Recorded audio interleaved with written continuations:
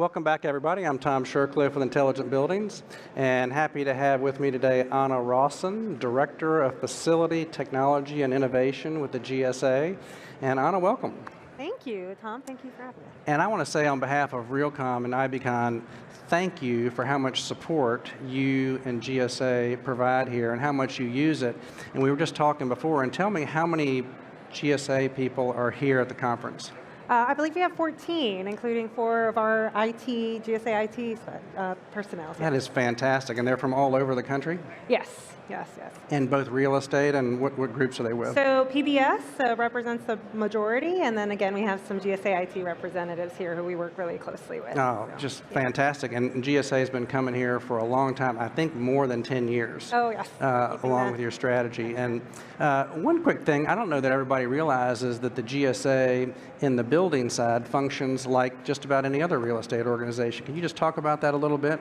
Sure. So we have a very large portfolio, about 1,500 buildings, but we also have a new construction program where we're constantly bringing on new courthouses and federal buildings. My home region, I previously worked for Region 4 in Atlanta, was one of the ones that was blessed with one of the bigger, new construction portfolios. Mm-hmm. So you develop, you have leases and customers and tenants? Yes, so we have a bit of a mix. So we have our design and construction group, we have our facilities management group, of which I work part of, and our portfolio asset managers, and then we also work closely with our GSA IT partners who are separate from PBS. And so that's a fantastic scale organization who's serious about smart buildings that everybody can watch. And I know that you and your predecessors have had the perspective that you should be progressive and a little bit out there so that the industry can watch and learn from that, right?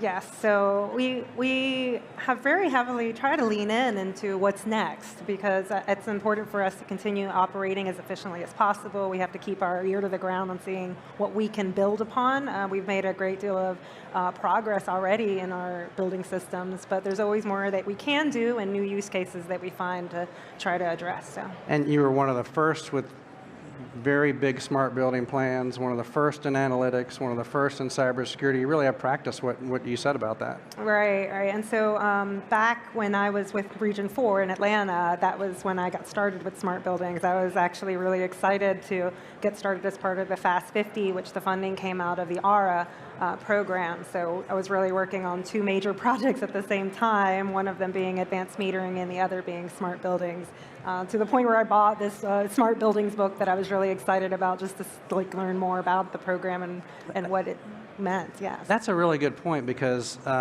despite this fantastic conference and all the people that come here, there aren't too many Annas out there that are really moving a large portfolio very, very aggressively through smart building technology. How did you get in this position? Did you plan this in your career? Did you find yourself here? How does somebody get to where you are? Yeah, so I went to Georgia Tech. I went in as a biology major and quickly realized I did not want to do that. I was going to be biology pre-med. My dad and my dad's dad, they were doctors. I quickly changed over to industrial and systems engineering because it offered me the most opportunity to pivot very quickly in my career. That gave me the opportunity to take a lot of elective engineering courses. So I took some mechanical courses, some electrical courses, and then I transitioned to work with GSA as a co-op student, actually, originally, for Region 4. And it was very eye-opening, to the point where I asked for a detail out in Macon, Georgia, which was a neat opportunity for me because I'd spent most of my time in Atlanta.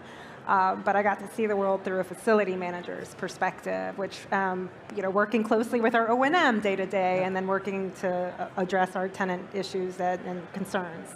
So Georgia Tech, engineering, MBA, and then you were up in buildings, actually in the field. I was in the field, yeah. So I served as their energy specialist, looking at our energy patterns in our different facilities, working on the building automation systems, learning about building automation systems early on, hands-on, and progressed to become the energy coordinator. When I came back to Atlanta, I was promoted to be the energy coordinator and later the branch chief for energy and sustainability.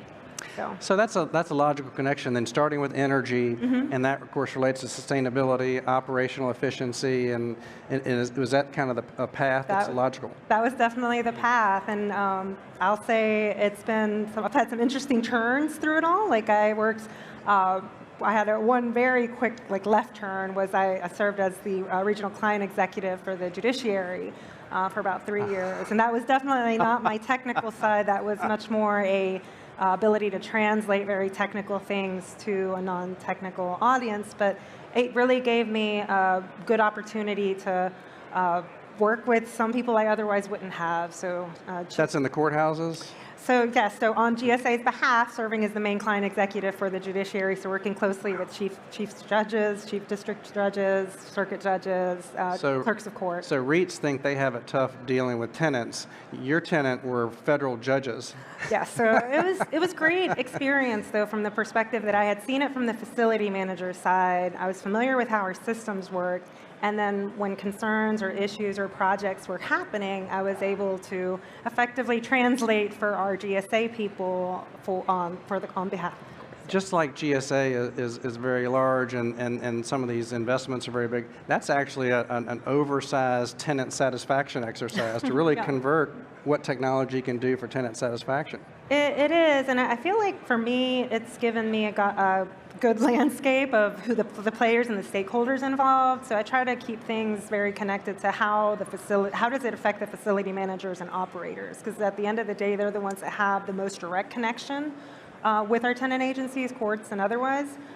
So it's been definitely very helpful for my career. I think there's another analogy there too, because in the GSA, obviously, they have a political dimension to it, right? You have political appointees that come in, and they may have their own priorities every 4 or 8 years. Yes. How have you been able to manage a smart building strategy that has vision and you're rolling out with these new priorities that come in on top of that? So we had the foundation with getting our buildings onto the GSA network, and really the Fast 50 is part of our GSA Link program. But even broader than that, we've been building on GSA Link, adding additional use cases, adding in our metering and expanding into other areas. So.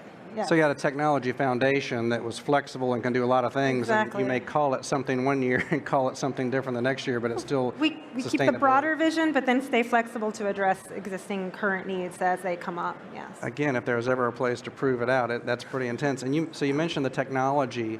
Something that everybody has to deal with is the IT culture and staff versus the facility culture and staff.